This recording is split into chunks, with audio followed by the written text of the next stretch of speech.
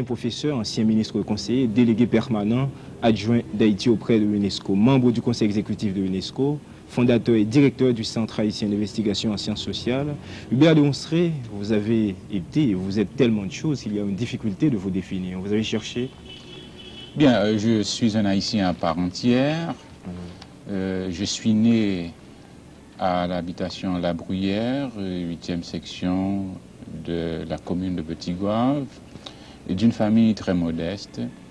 Et j'ai fait mes études primaires chez les frères de l'instruction chrétienne en Petit-Goâve, mes études secondaires au lycée Alexandre Pétion de Port-au-Prince, mes études universitaires à l'école normale supérieure de l'Université d'Haïti et à la faculté des sciences sociales de l'Université Laval au Québec, mes études post-universitaires au Chili.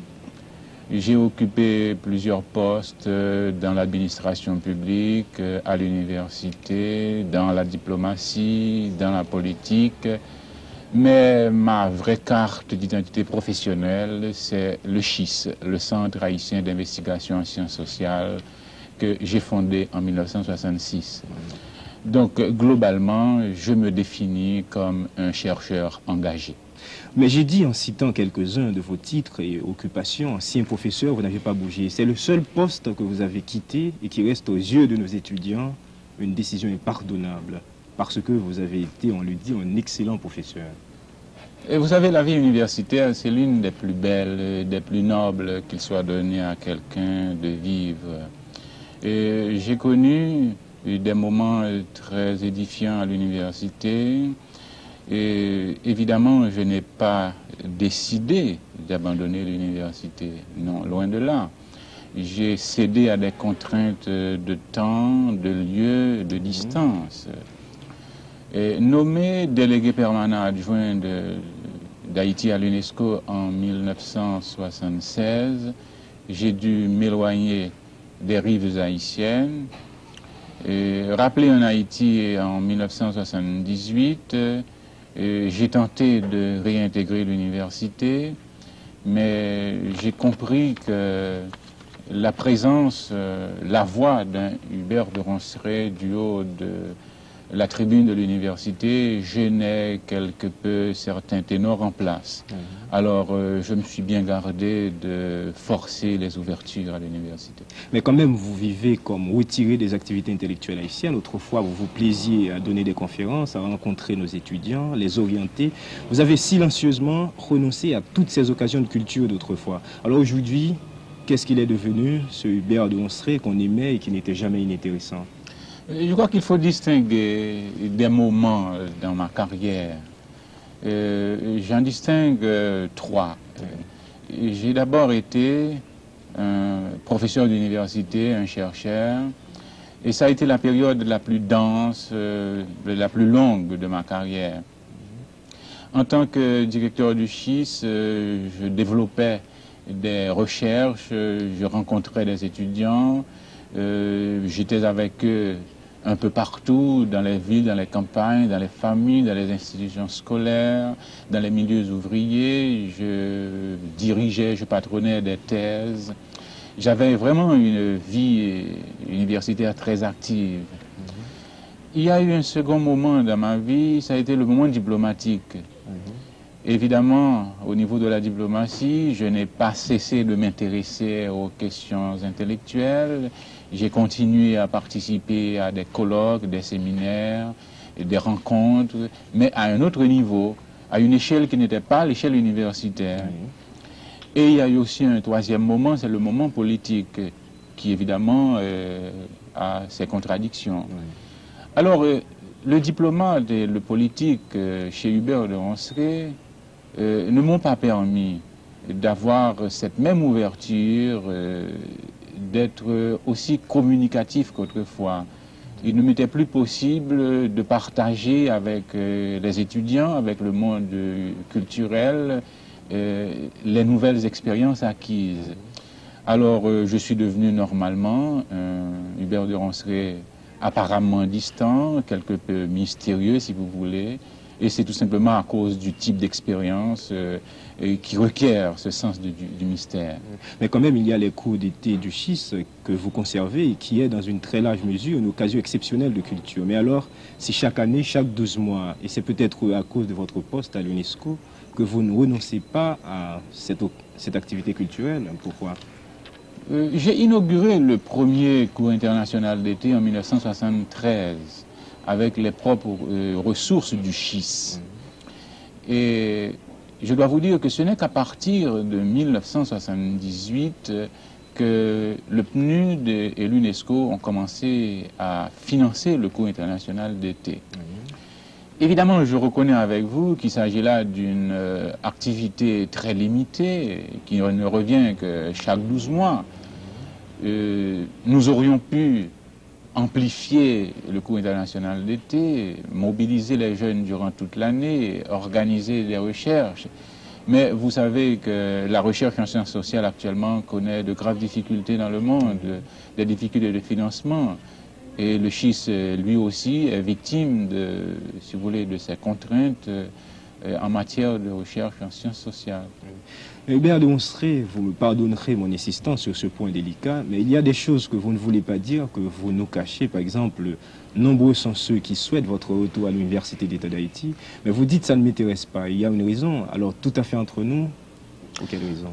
Bon, je ne vous cache rien, et si vous le préférez, je vous dis toute la vérité. Oui. Et si je revenais à l'université, je crois que les étudiants me demanderaient autre chose que des exposés théoriques. Ils me demanderaient des réponses concrètes à leurs problèmes. Ils me demanderaient des solutions pratiques à leurs angoisses, à leurs désespoirs. Et après avoir accumulé tant d'observations, tant de recherches, après avoir exploré tant d'horizons culturels divers, j'aurais pour devoir non seulement de leur indiquer des voies, mais d'appliquer des solutions. Or, je crois que je ne devrais pas reculer, je ne devrais pas m'écarter, je ne devrais pas fuir les réalités. Je me verrais dans l'obligation de leur donner des réponses adéquates à leurs problèmes. Alors, pour toutes ces raisons, évidemment, je garde, si vous voulez, l'espoir de continuer mes relations avec le monde universitaire. Et sans doute, je me demande si j'agissais autrement, c'est-à-dire si je forçais la note, les étudiants n'auraient-ils pas précipité mon heure de vérité? Mais dans ce livre, vous ne faites que présenter les faits, vous ne les commentez pas, c'est un choix sociologique, on le comprend, mais lorsque vous dites le paysan insiste sur la continuité culturelle de la famille au-delà de la collectivité, si les parents d'autrefois n'avaient pas coutume de déclarer immédiatement les naissances et les décès, il peut se réclamer de leur exemple pour justifier une négligence ou un refus à ce sujet. Cela mérite des commentaires. Oui, effectivement, cela mérite des commentaires, mais je crois que dans votre question, il y a deux aspects que je voudrais retenir et souligner. Et le premier aspect, c'est la position scientifique du schiste, le type d'interrogation, le type de problème et la méthodologie que nous avons adoptée dans ces études, dans ces recherches. Le schiste a voulu introduire une nouvelle dimension scientifique de la sociologie. Une sociologie qui est plutôt une sociologie empirique, une sociologie qui part d'une interrogation, d'une question, d'une hypothèse de travail, une sociologie qui sélectionne, opérationnalise ces variables et qui va enfin sur le terrain, qui questionne, qui cherche, qui découvre et qui revient en laboratoire avec des données, qui revient en laboratoire avec une somme impressionnante de faits et qui analyse ces faits, qui dissèque ces données, ces faits et qui déduit des conclusions. Alors, c'est cette méthode que nous avons introduite et qui a fait de notre approche une approche particulièrement rigide, une approche méthodologique particulièrement sévère. Maintenant, la deuxième partie ou le deuxième aspect de votre question est en relation avec la continuité culturelle du paysan et de la famille paysanne. Vous savez, la famille, c'est, comme disent les sociologues, c'est la cellule sociale de base. Et dans notre société, surtout notre société paysanne, la famille, c'est encore la famille de type traditionnel ou la famille nucléaire. Non, je m'excuse, la famille étendue. Ça veut dire que au sein de la famille, il y a les parents, il y a les grands-parents, il y a les collatéraux. Alors, cette unité familiale réalise, actualise une sorte de continuité culturelle. Mais quand cette famille émigre vers la ville, ou bien quand la famille urbaine s'organise, nous sommes en face de la famille nucléaire, c'est-à-dire la famille qui se réduit au père, à la mère et aux enfants. Donc, cette famille nucléaire, elle est beaucoup plus ouverte au processus de modernisation, elle est beaucoup plus sensible aux valeurs occidentales. Donc, si vous voulez, c'est cette famille qui, par son dynamisme, par son ouverture, est beaucoup plus élastique. Alors, je m'excuse de ce long développement, c'était justement pour faire le point de ces deux questions, ou bien de ces deux aspects de votre question. Oui, mais peut-on parler d'une sociologie haïtienne? Oui, je crois qu'on peut parler d'une sociologie haïtienne, mais il faut que nous nous mettions d'accord sur la notion même, sur le concept même de sociologie haïtienne. Dans la mesure où la sociologie est la société prenant conscience d'elle-même et s'efforçant de se repenser, on peut dire qu'il y a une sociologie haïtienne implicite, une sociologie haïtienne latente qui s'est manifestée dès les premiers jours de l'indépendance.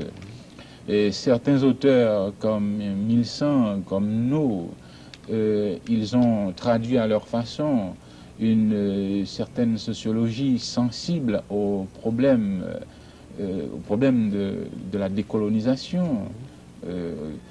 Un peu plus tard, vous avez un Coriolan Ardouin, vous avez un Louis-Joseph Janvier, vous avez un Ténor Firmin.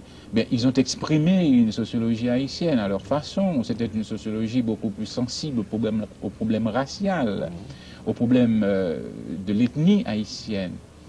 Un peu plus tard, vous avez Jean Price-Mars, à partir de 1920, qui a introduit et qui a même systématisé l'ethnologie haïtienne. Alors ça, si vous voulez, c'est une nouvelle forme de pensée sociologique qui est davantage orientée vers les problèmes de la culture haïtienne, le problème du fait culturel haïtien, le problème des rapports entre les valeurs africaines et les valeurs européennes au sein de la culture haïtienne. Mais tous ces apports dans l'histoire de la sociologie haïtienne, comme je dis, qui au fond est une sociologie implicite, tous ces apports ont été recueillis à partir de 1966 au Centre haïtien d'investigation en sciences sociales, où nous avons affirmé la nouvelle personnalité de la sociologie haïtienne. Donc, sans vouloir réduire ou minimiser les contributions de nos devanciers, nous pouvons dire que la sociologie haïtienne est devenue vraiment scientifique dans le sens que nous avons défini tout à l'heure, dans le sens moderne du terme, à partir des travaux du Centre haïtien d'investigation en sciences sociales.